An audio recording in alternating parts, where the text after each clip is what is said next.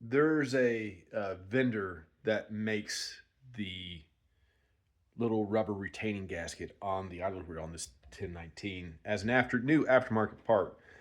However, he wants $10 for it, and I don't necessarily want to pay $10 for a small little rubber ring. So I've gone around the hardware stores to try and find a replacement for that old rubber gasket that was keeping the idler wheel drive on this dual 1019. And while I was out, I picked up a replacement screw for the one that just up and disappeared. So I've already got this installed. So it's a little 3M or M3 replacement screw. That one works just fine. But these rings, I was really hoping that they would work. This one is just a little bit too big overall. So it's a German turntable, so everything's metric. So it's a 6 millimeter.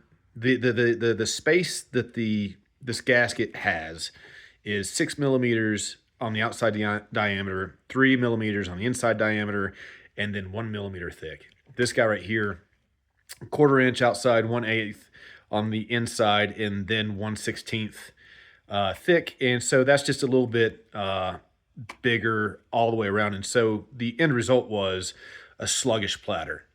So these didn't work. And then I found, so this came from Home Depot. Then I went to the Ace right down the street. And so I found one that was 7/32 and 3/32, but it's still 1/16.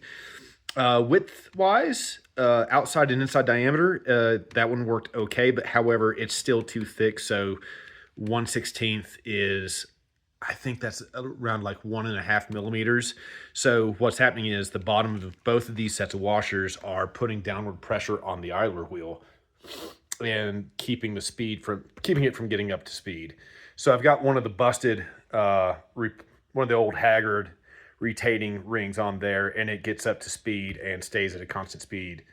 So yeah, I found a pack of 50 on Amazon that is 5 millimeters on the outside, 3 millimeters on the inside, and 1 millimeter thick.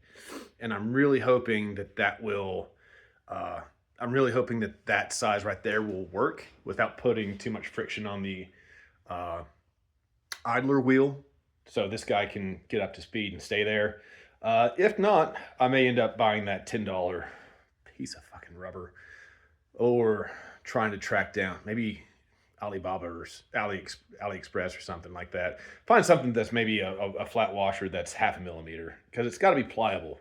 It's got to, and then like you got to be able to take it on and off. So like a hard washer wouldn't really work. But yeah, those parts come in on Thursday, allegedly, and then we'll be able to hopefully button this guy up.